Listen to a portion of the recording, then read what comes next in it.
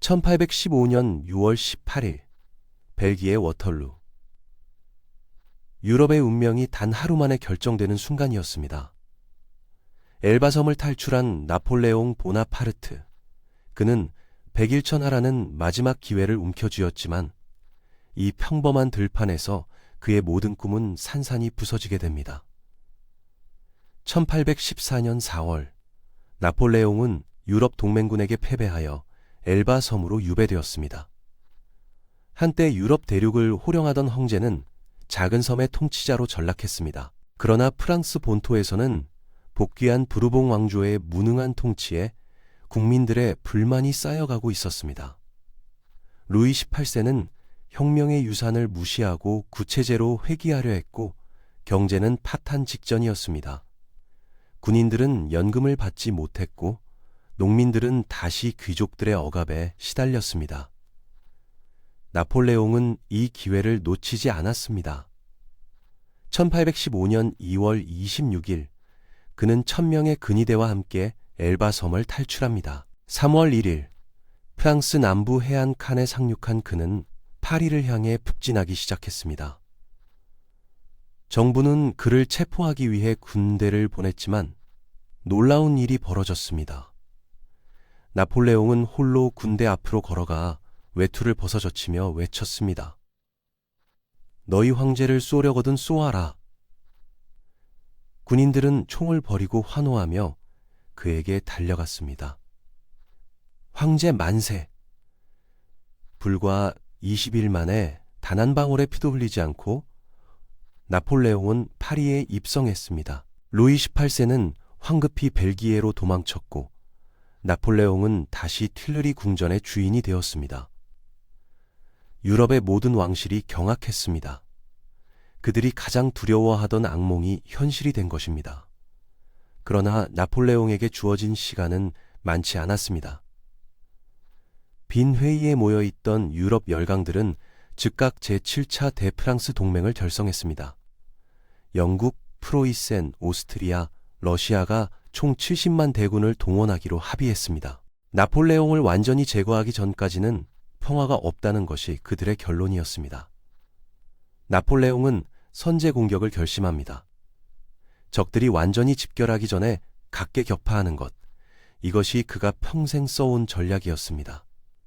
그는 12만 대군을 이끌고 6월 15일 벨기에로 진격했습니다. 목표는 명확했습니다. 벨기에에 주둔 중인 웰링턴 공작의 영국군 6만 8천과 블리어 원수의 프로이센군 12만을 분리하여 각각 격파하는 것이었습니다. 초반 전황은 나폴레옹에게 유리했습니다. 6월 16일, 그는 리니 전투에서 블리어의 프로이센군을 격파했습니다. 73세의 노장 블리어는 말에서 떨어져 중상을 입었고 프로이센군은 퇴각했습니다. 나폴레옹은 승리를 확신했습니다. 이제 웰링턴만 격파하면 유럽은 다시 한번 그의 발 아래 무릎 꿇을 것이었습니다. 그러나 운명의 여신은 이미 나폴레옹에게서 등을 돌린 상태였습니다. 6월 17일 밤, 폭우가 쏟아졌습니다. 워털루 평원은 진흙탕으로 변했고 포병대의 이동이 불가능해졌습니다. 나폴레옹은 공격을 다음날 아침으로 미룰 수밖에 없었습니다. 이 지연은 치명적이었습니다. 그 사이 패배한 줄 알았던 프로이센 군이 재집결하여 워털루를 향해 진군하고 있었습니다. 6월 18일 오전 11시 30분 포성이 울렸습니다. 워털루 전투가 시작되었습니다. 나폴레옹은 7만 2천의 병력과 246문의 대포를 보유하고 있었습니다. 웰링턴의 영국군과 동맹군은 6만 8천, 대포 156문, 숫자상으로는 프랑스군이 우세했습니다. 하지만 웰링턴은 유리한 고지의 방어선을 구축하고 있었고 무엇보다 프로이센군의 증원을 기다리고 있었습니다. 프랑스군의 첫 공격 목표는 영국군 우익의 전초기지인 우고목 농장이었습니다. 나폴레옹의 동생 제롬 보나파르트가 이끄는 부대가 맹렬히 공격했지만 영국 근위대는 완강히 저항했습니다. 농장은 하루 종일 손바뀌지 않았고 프랑스군은 수천 명의 병력을 이곳에서 소모했습니다. 오후 1시 30분, 나폴레옹은 중앙 돌파를 시도했습니다. 에를롱 백자계유 군단 1만 6천 명이 밀집 대형으로 진격했습니다. 거대한 인간 성벽이 언덕을 오르는 광경은 장관이었습니다.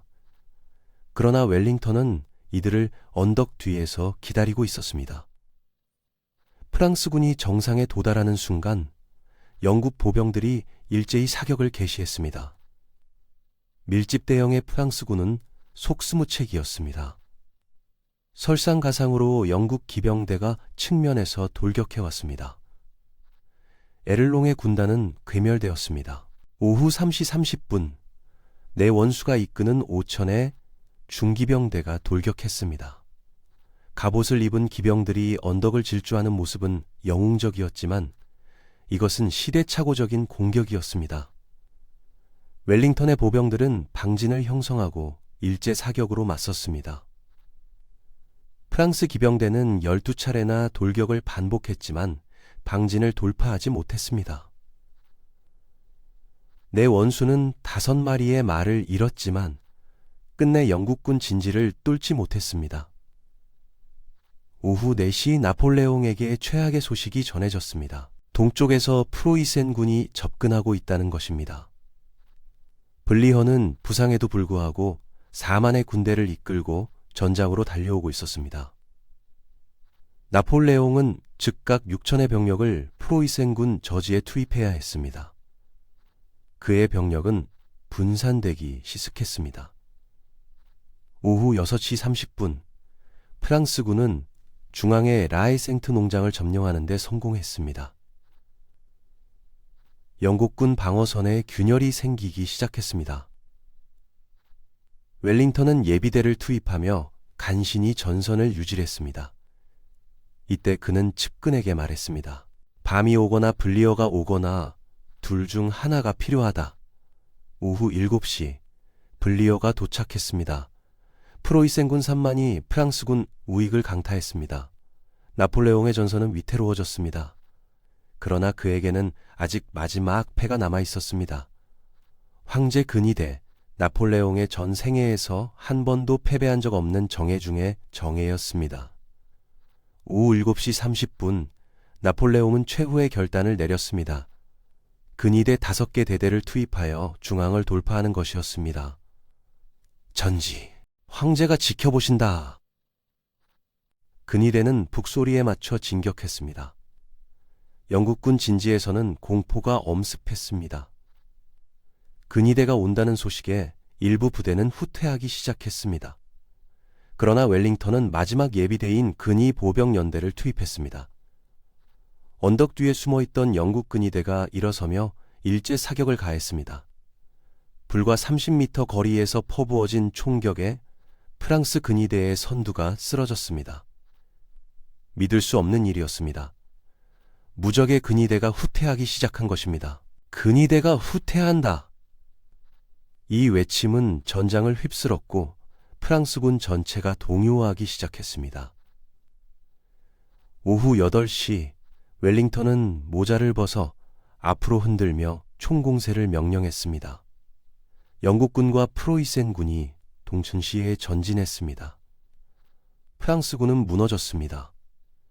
질서정연한 후퇴가 아니었습니다. 완전한 붕괴였습니다. 병사들은 무기를 버리고 도망쳤습니다.